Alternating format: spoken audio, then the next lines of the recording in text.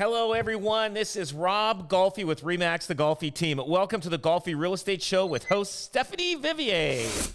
Hey there, Rob. How are you? I can't believe we're already in August. What is happening with time? This is moving too fast. So if the summer is going fast, that means you are having a good time. You're enjoying the summer. You are going places every weekend and doing your picnics and your little 1 day, 2 day, 3 day trips.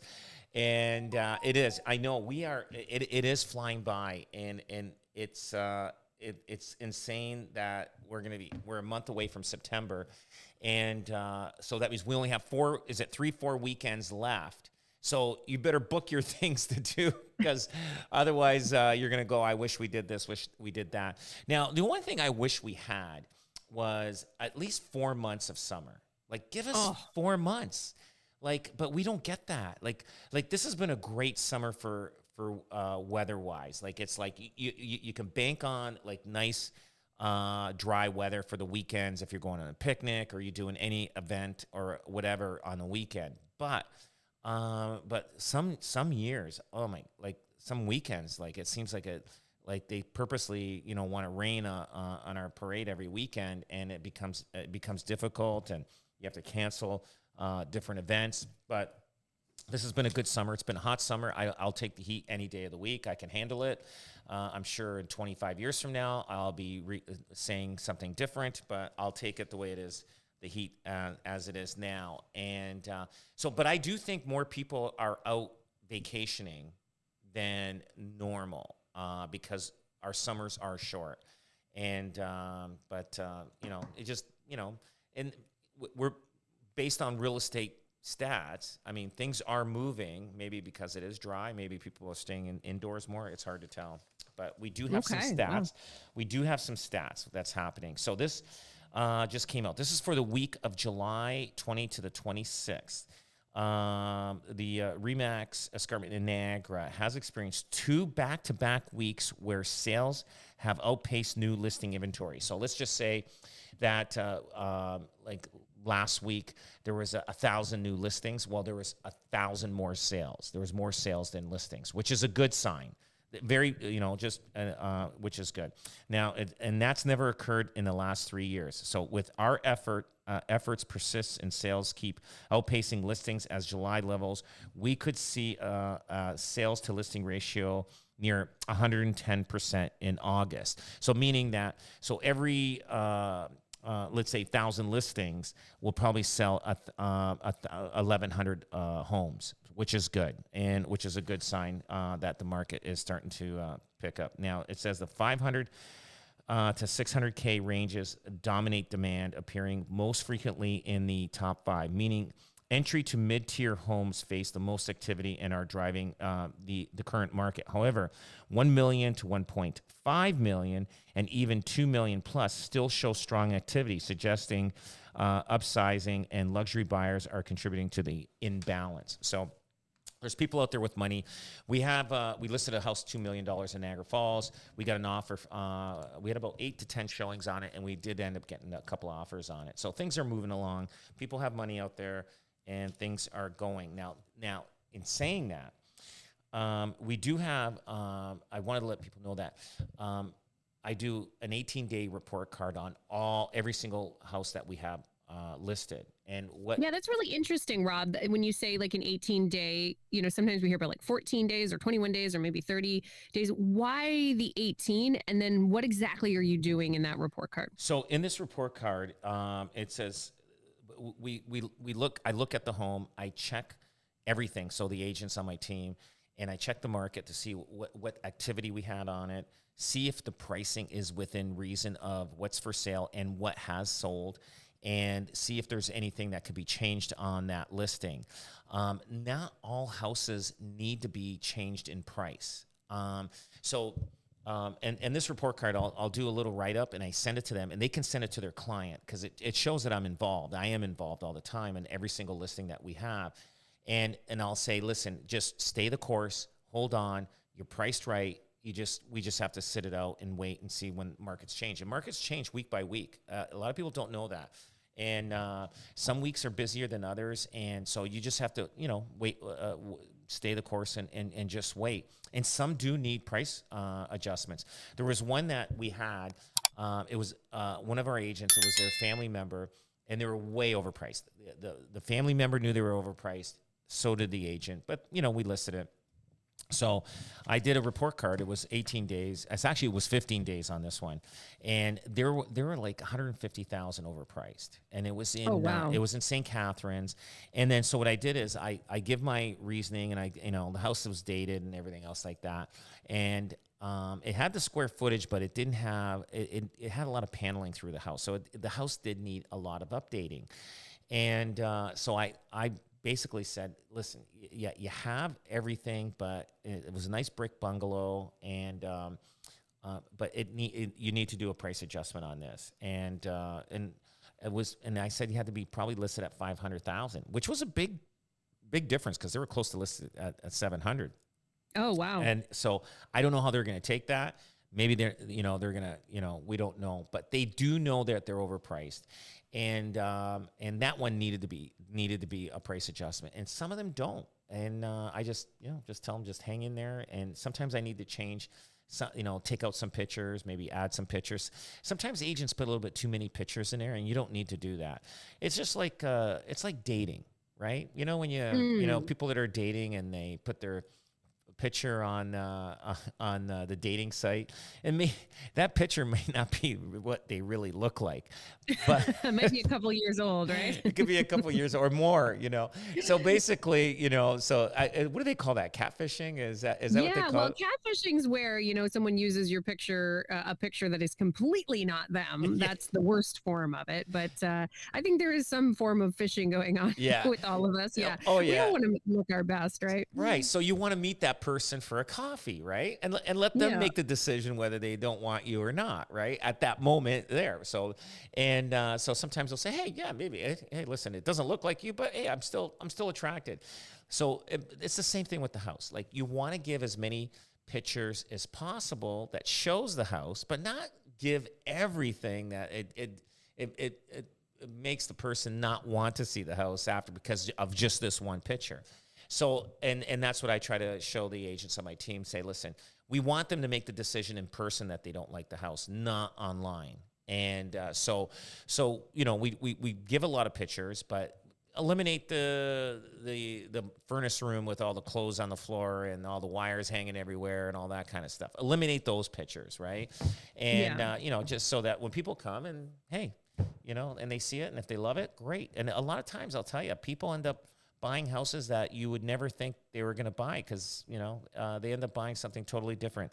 But we do the 18-day report, and it's making a huge difference. The agents love it, and it takes me about 15 minutes to do each one or more. So I can do I do about 4, 5, 6 a day, and it just depends how many.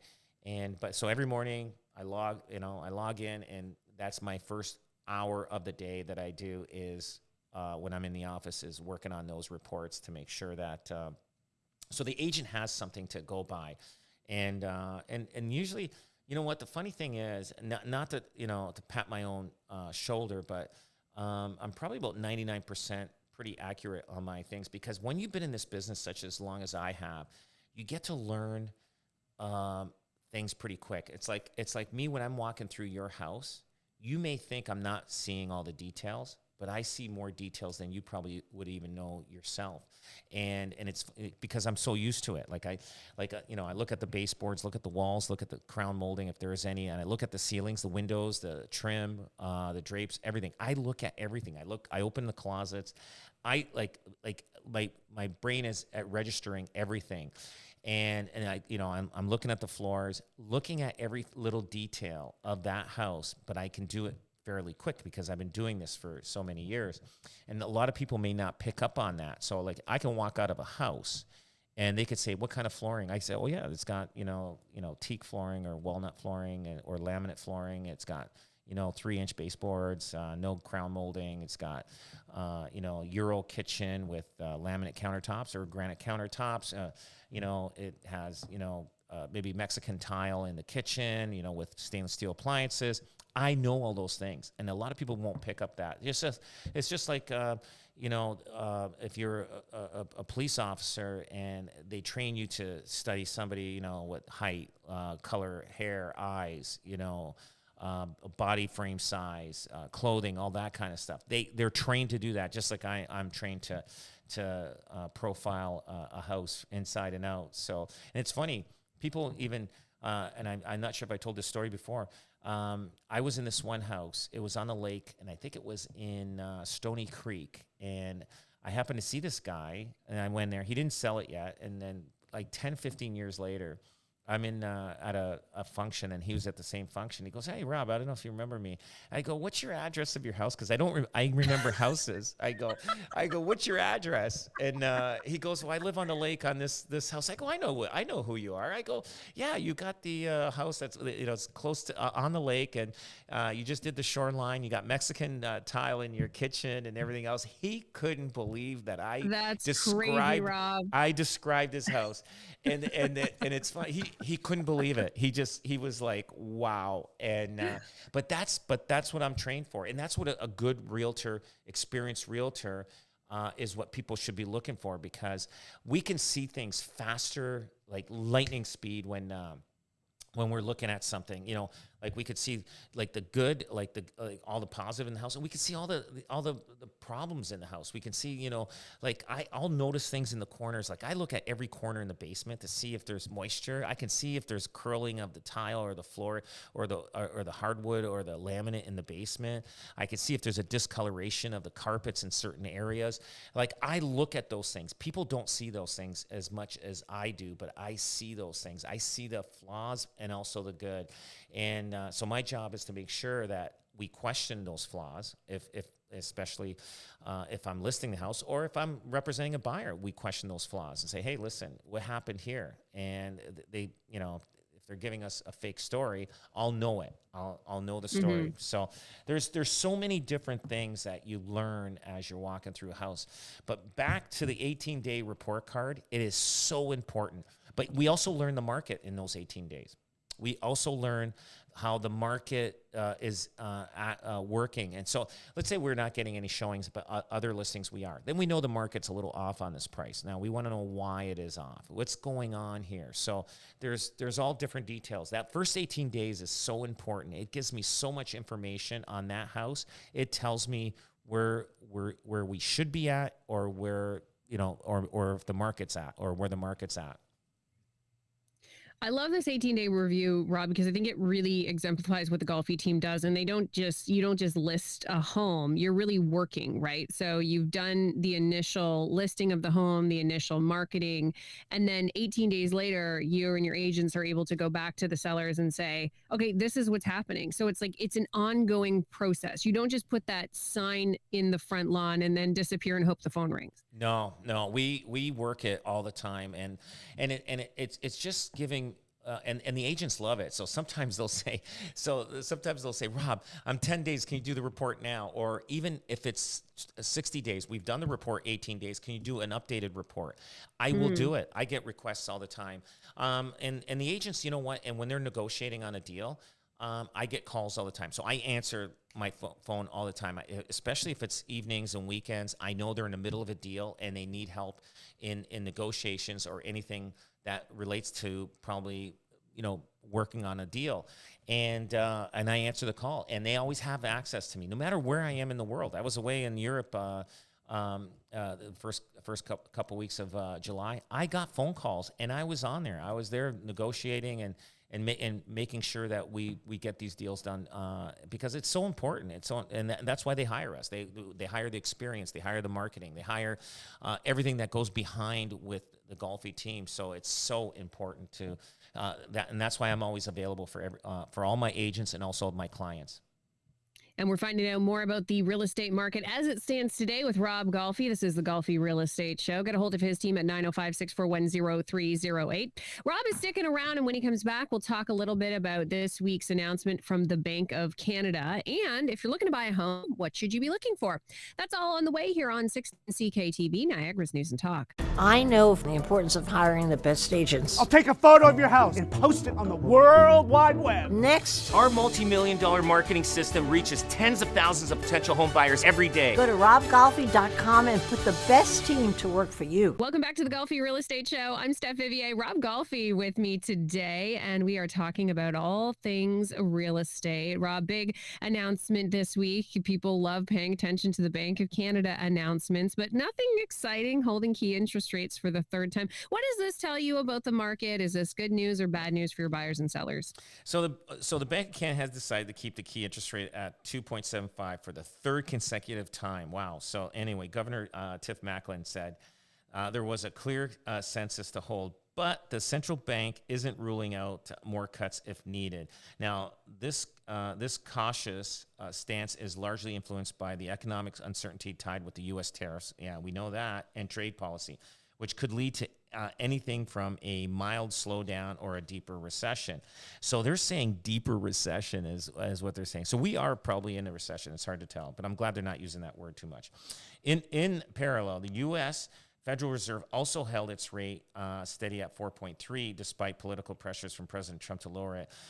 Fed Chair Jerome Powell indicated they want to wait and assess the impact of tariffs also on inflation and the economy. Now, I think our interest rate is pretty decent, but it's just our pricing of houses is still high, and that's why there's the market is still slower, and that's the only indication.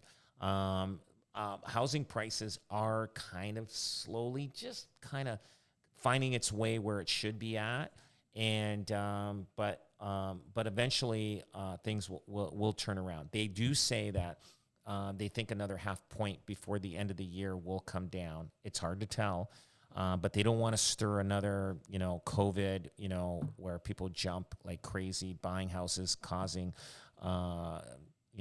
competition and bidding wars and all that kind of stuff. But I guess they know this better than I do, and most consumers do. Like I'm not an economist, but I guess we just have to wait and see what when they do the drop. But people are slowly getting back into the market, just in little driplets. They're getting back into the market, and I think it'll be like that for a while, even into the next year. As they've kept this interest rate the same for the last three announcements, Rob, have you seen a leveling out in the market right now? Have people sort of gotten used to this and decided to jump in? Yeah, so and that's why I think that's why people are jumping in, and that's why, remember I was reading earlier, like 2 weeks in a row, we're outpacing new listings by 10%. So we're listing 1,000 homes, let's say, but we're selling 1,100. So we're outpacing that. So people are. So if they know there's going to be a price drop, interest rate drop, they're going to hang on and wait and not buy. But holding off is saying, okay, listen, we can't hold off anymore. Let's just buy it. The interest rates are, pretty decent. I mean, they are good. If you eliminate COVID, it's the best in 40 years. So let's just buy. And I do feel that buying now, you're going to benefit in less than probably 18 months. You're going to find that you did well. Now, some people say it's not a good time to buy. I don't believe that. I do think the timing to buy is now, because you don't know when the market's going to change on you, right? And so when you do buy, you're getting what the market is. And I'll tell you one thing. I remember years ago, even before I was a realtor, I remember reading about the UK, how expensive it was there. And this is when I was in my 20s, and I wasn't a realtor in my early 20s or mid 20s. And I would read about that, and I go, how do people afford those houses? And if I do recall, they had amortizations of 100 years. on homes in the Yeah. UK. And I don't know if that's true or not, but They do still have that, yeah, in some places in Europe where it's like your amortization is 100 years. You'll never actually pay it. technically own, you'll never own that house on paper, but you still have somewhere to live. Yep. You're renting your own house, and Yeah, essentially, but it's your house. It's your house, and as the economy goes up, you will build equity on you're going to make your money on inflation of the value of your home, and that's how the UK was, and so we're all like, I don't think we're like that. I mean, they did have to change the amortization, and who knows, we may be, at a 50-year amortization down the road where we're just, you buy the house, you're basically, like if it was a 50-year amortization, everybody's mortgage payments would probably go less than in half, right? Like if you're paying $3,000 a month now on your mortgage, you're probably going to be paying, $1,500 or $1,000 a month, which makes life easier, but it could drive the real estate market into a frenzy, which we don't want to do. So that's why they're tiptoeing their way around doing things. But I get it. I understand that the hold, I think, is good for now with inflation. That they're trying to control inflation and everything else like that. Yeah, it's a real balance. Interesting, Rob. We'll be sitting here. You said that 25 years when you might be bothered by the heat. We'll also be those old people going, "Oh my goodness, remember when the amortizations were only 25 years?" Yeah, exactly. Oh yeah.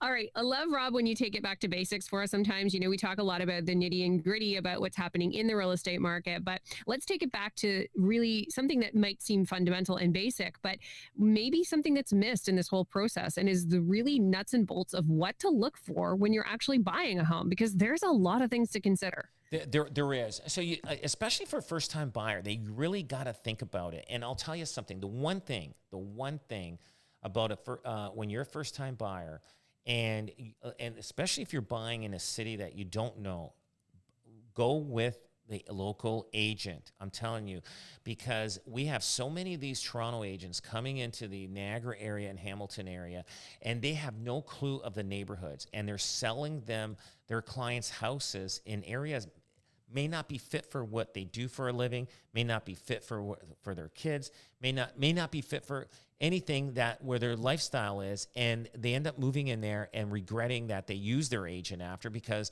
their agent convinced them to use them, and their agent doesn't know anything. So that's the one aspect of it. Okay, like we have agents that live and work in every region in the Golden Horseshoe, and that's the one thing you should be asking for. Say, do you live let's say, do you live in Niagara Falls? Do you live in St. Catharines, or do you live in Niagara?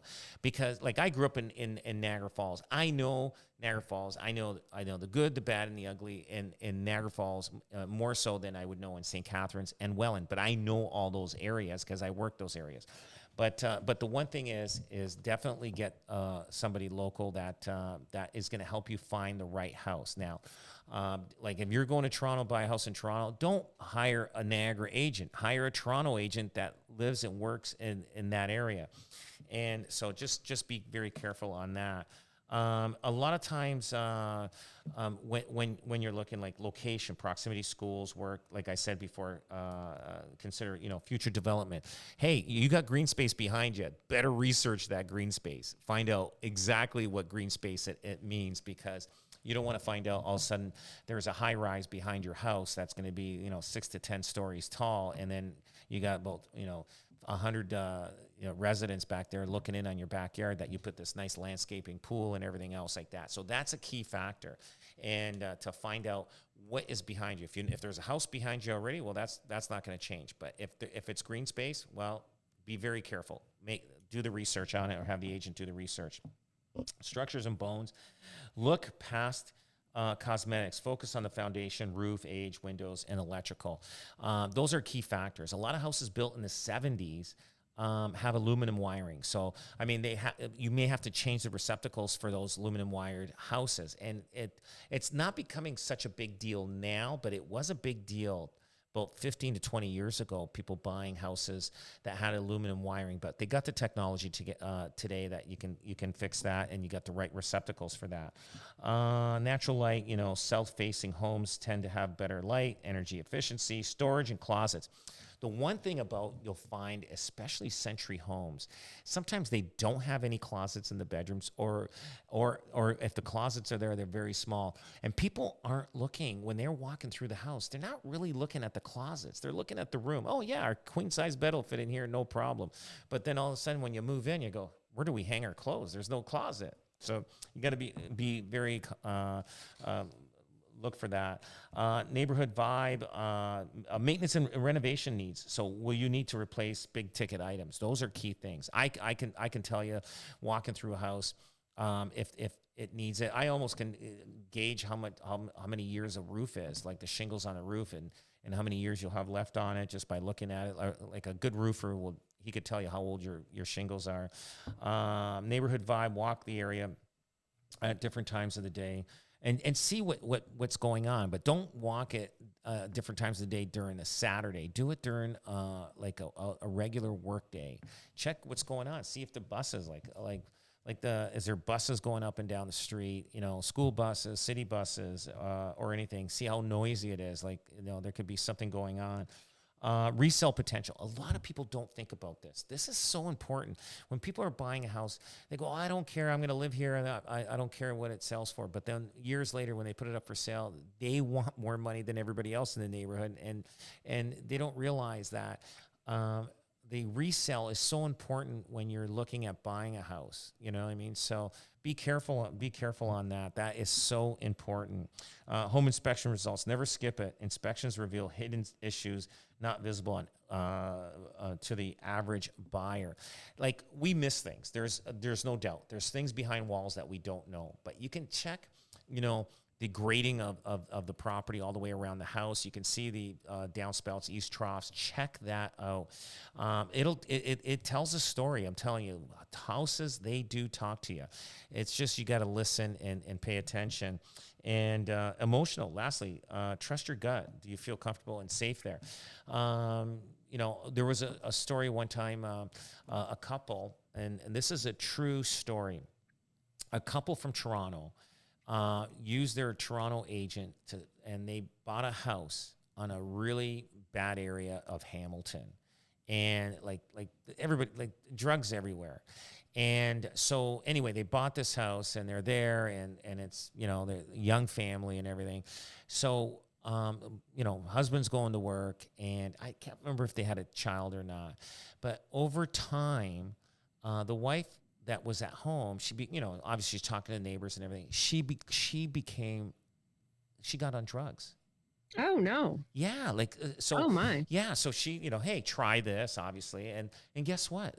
They became it was a mess. So So be very careful. This is me back telling you the story. Like we would not have sold a house to a couple like that came from out of town, nice young couple, and houses on that, especially in that neighborhood, they go up and down. Sometimes, out of town agents, they'll come in, hey, this is a great looking house, this is everything, but they don't know about the neighborhood, and they end up paying good money for it. And then they try to sell it. Other agents locally know it's not a great neighborhood. They're not going to take their clients there. And so it sits on the market until another out of town agent finds it and shows it and sells it to them, and then they end up becoming involved in a nightmare story in there. So be very careful on who you hire. Be careful of the neighborhood. Google the neighborhood. Google the street. Google everything as much as you can. You will find information on neighborhoods and streets. Just do your research. Always Google, and you'll find details on that. What's the thing, Rob? I'm sure this happens to you. You run into people you bought, helped buy a home. Hey, how's everything going? You ask about the house and they go, Rob, I really wish we would have had, what is that regret that people have when they jump too fast? Is there anything common that people talk about?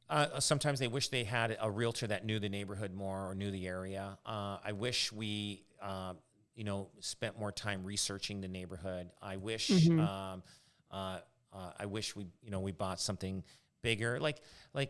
You don't, if it's a family that has one child and you buy a 2-bedroom house, they probably wish we bought a 3-bedroom house, so they didn't have to do that extra move. They could have stayed there a little longer because they're having a second child. So those are the things you got to look at. If I see a couple and they have a little 2-year-old, chances there's a higher probability not necessarily, but there's a high probability they're probably going to have a second child. And so don't sell them a 2-bedroom house. Don't sell them, you know what I mean? Like, try to find a 3 or 4 bedroom house that works for them, unless they understand it, and talk to them. Say, hey, listen, I'm not sure if you're gonna have another child, but you probably would like to get a 3-bedroom house, not this. And sometimes they look at it and they say, hey, the house is beautiful, this and that. And also be careful on newly renovated houses. Find out about the contractor that did it, because sometimes these newly renovated houses look great, they smell great, but then once you move into them, they got problems. Everything behind the walls, electrical outlets aren't working that much. So that's why home inspections are so important. Oh, well, that brings us right to our next topic, renovations. There's always a surprise when it comes to the budget with renovations, and Rob is going to help walk us through that here on the Golfi Real Estate Show. Check him out at robgolfi.com. Rob is sticking around. Hope you will too here at 610 CKTB, Niagara's News and Talk. Are you worried about selling your home on time and for the most money?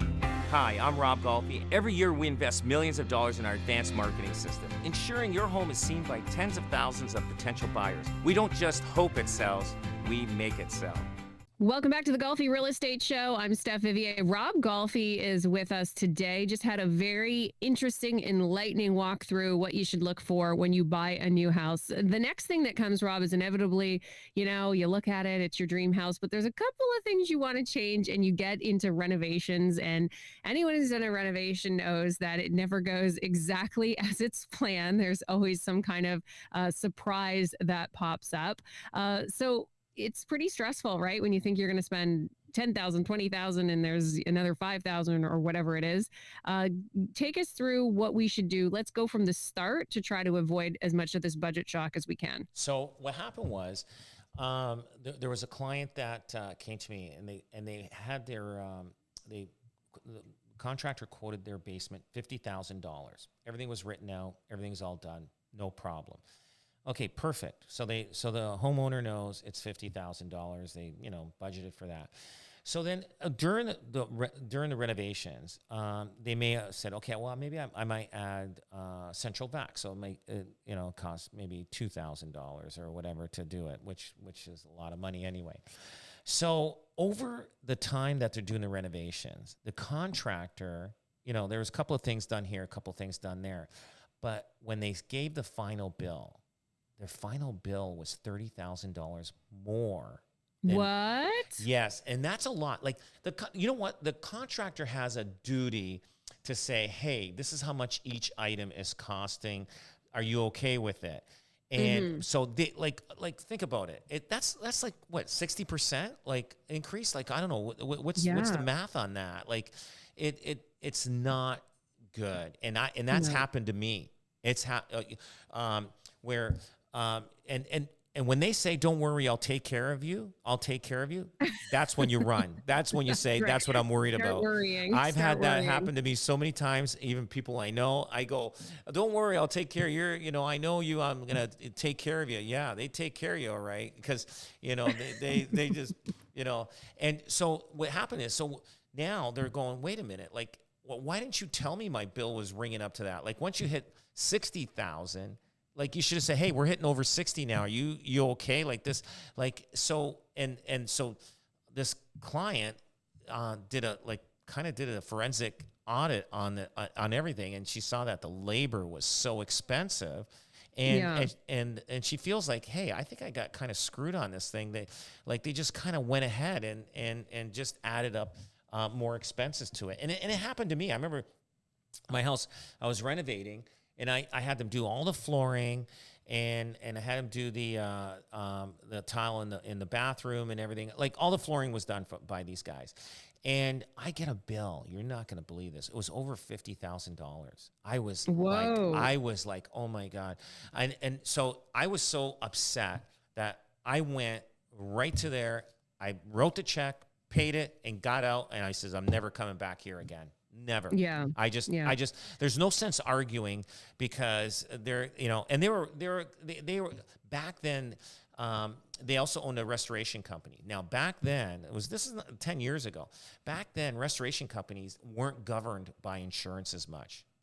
They basically, they went in, renovate, they gave the bill to the insurance company and they paid. But now it is governed, and the insurance companies wants 3 quotes on the renovations, and because they were getting screwed over like crazy because these restoration companies were making a fortune. And but yeah, now I'm gonna say, look, if it's $1,000 more, I need to know every $1,000 that it goes up. I'm not, Yeah. and they're more cautious when you are more aware and more concerned about the billing. And they're not going to be as heavy on writing extra zeros on that on your bill. So you got to be very, very careful, and like get a detailed written contract. Like sometimes you hire guys and you have a handshake, but guess what? Handshake doesn't mean anything when you have to go to court, and you got to be very careful. Be careful on the deposits that you give them. Trickle it. Don't give them too much at once, because sometimes they disappear. But make sure you get references. But be careful on everything. Have everything in writing. Have everything by email, and you'll be good. But this client didn't expect to have a $30,000 over budget finished basement. Yeah, it was.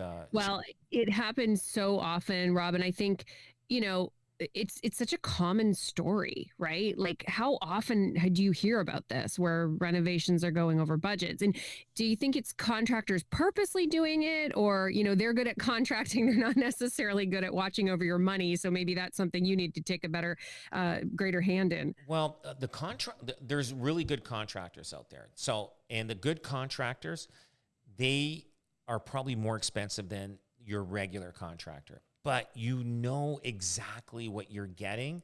And like I just did 3 renovations on 3 different properties last year.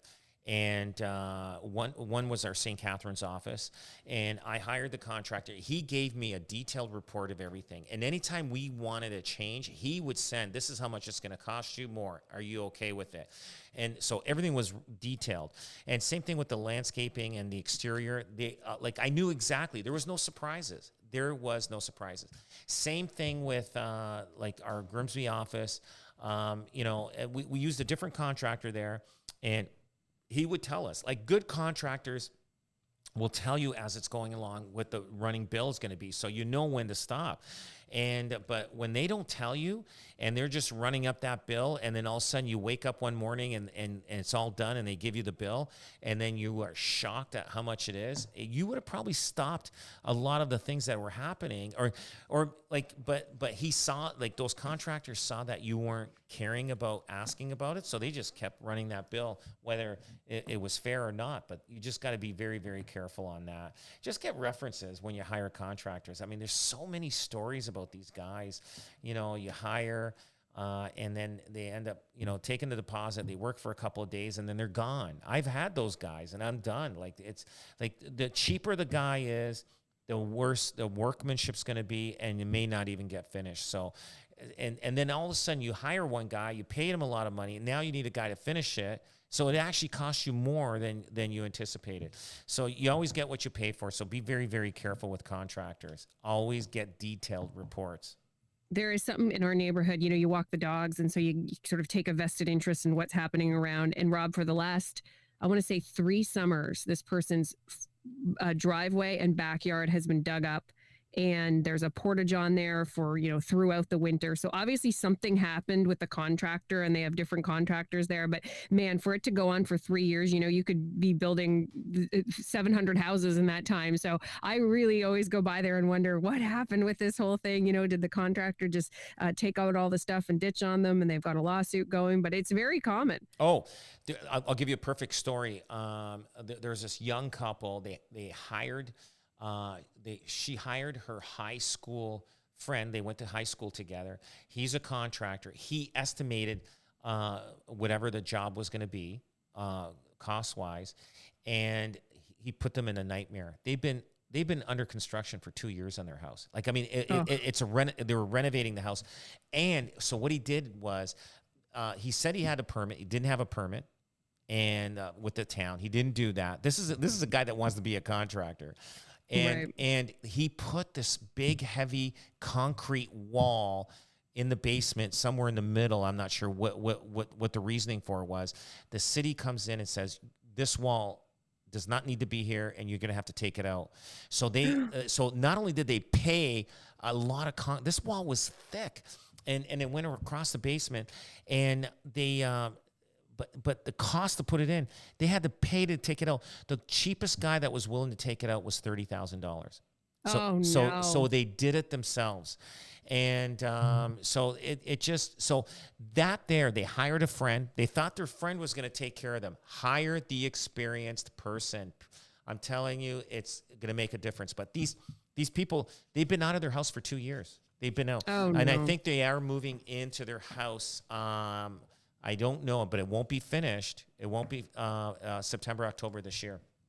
Oh, yeah. Gosh, what a nightmare. It's sad. It is sad. It's and they're slowly finishing it on their own as they're making money, because the fact is their contractor, their friend, basically estimated X amount of dollars to do the renovations. Well, guess what? That was totally wrong. He did not know what he was doing.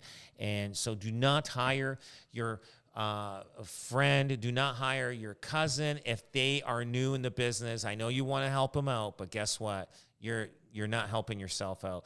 Always hire the right guy. Hire the right guy, and listen. The way you stop from using friends and family is just say you want a detailed report. And if they can't put it together, just say, listen, this is important to me, and if they don't have the experience, like, when it becomes a major big renovations, be careful. Let them do the little small stuff.